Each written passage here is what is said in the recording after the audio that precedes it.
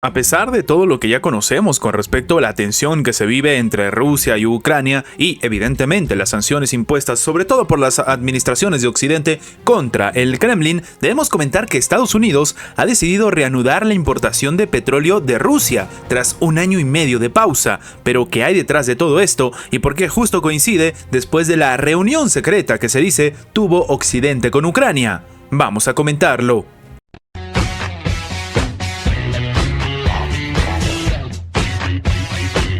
Estados Unidos en el 2023 importó de Rusia una partida de petróleo de casi 37,000 barriles, la primera en año y medio, y en noviembre compró unos 10,000 barriles más. Esto indican los datos del Servicio Estadístico norteamericano. Nada más en marzo del 2022, Washington prohibió importar desde Rusia petróleo y otros productos energéticos en el marco del endurecimiento de las sanciones. La última partida del crudo ruso fue comprada por las compañías de Estados Unidos en abril del 2022.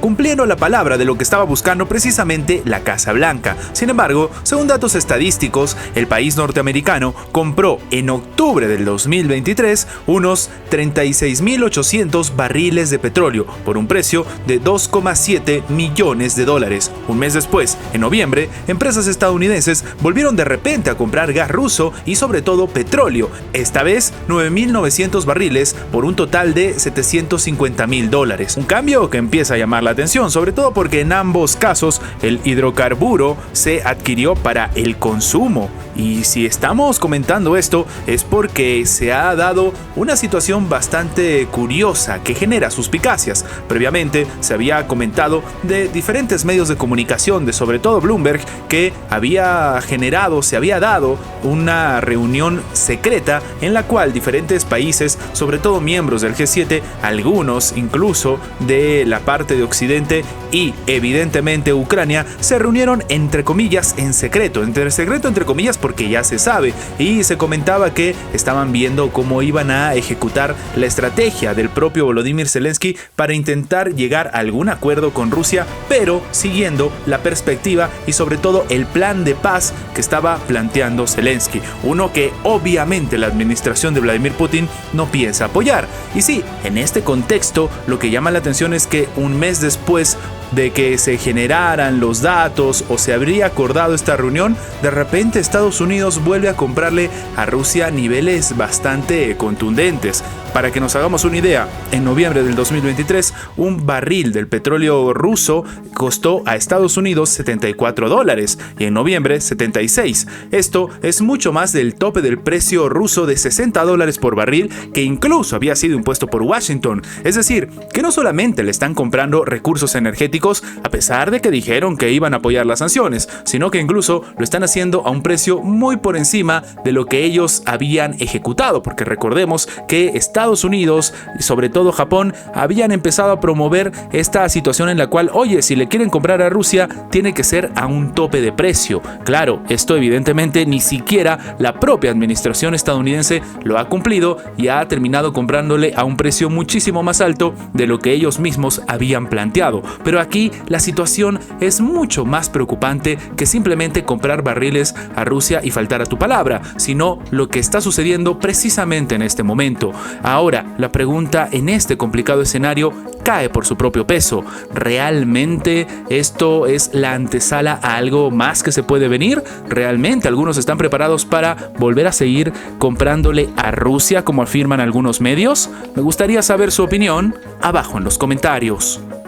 Los gobiernos de Brasil y Colombia expresaron el día de hoy su apoyo a la demanda por Sudáfrica que ha presentado contra Israel ante la Corte Internacional de Justicia con sede en La Haya. Lo que se comenta a través del propio presidente brasileño Luis Ignacio Lula da Silva es que ante la flagrante vulneración del derecho internacional humanitario, Brasil expresa su apoyo a la iniciativa de Sudáfrica de solicitar a la Corte Internacional de Justicia que, ordene a Israel el cese inmediato de todos los actos y además de las medidas que puedan constituir genocidio o crímenes conexos en los términos de la Convención para la Prevención y la Sanción de Delitos de Genocidio. Esto ha fijado la Cancillería brasileña en una nota que reitera, además, la condena del gigante sudamericano a los ataques del movimiento palestino Hamás. Brasil resaltó que los actos violentos del movimiento radical no justifican el uso indiscriminado, recurrente y despreocupado de la fuerza contra civiles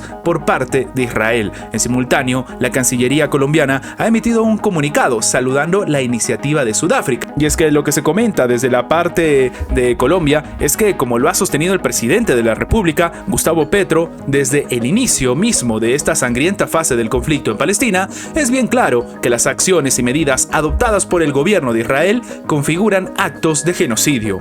Califica la dependencia colombiana en el pronunciamiento. En este sentido, es también complicado y de hecho se debe recordar que en una condición de Estado, Israel está obligado a prevenir estos tipos penales internacionales y, en consecuencia, el incumplimiento de parte suya de los compromisos que conllevan en sus responsabilidades frente al mundo entero. El texto añade que todos los estados vinculados a la convención tienen pues el interés de que su no cumplimiento sea sancionado. Así el escenario, la demanda de Sudáfrica, que es un valiente paso en la dirección correcta para Colombia, que dice que tiene la atención y también intenta pues hacer valer los elevados objetivos de la convención de la que también el Estado es parte. Básicamente se están uniendo para, en este caso, hacer frente a una demanda colectiva frente a la Corte Internacional de Justicia, utilizando los recursos judiciales pertinentes. Esto es lo que está comentando el presidente de Colombia.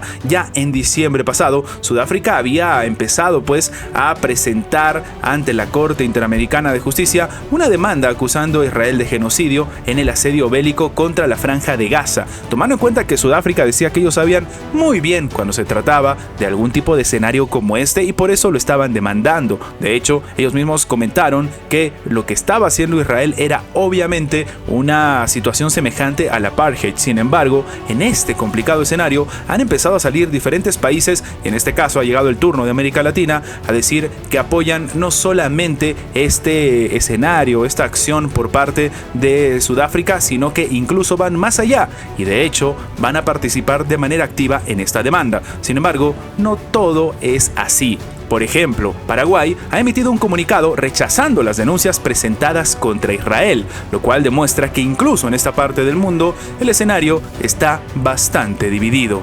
En este complicado contexto, me gustaría saber su opinión. ¿Realmente tiene algún tipo de relevancia esta demanda por parte de Sudáfrica? Y más relevante, ¿tiene relevancia el hecho que los países sudamericanos empiecen a hablar del conflicto y se unan de manera activa? Déjame tu opinión abajo en los comentarios.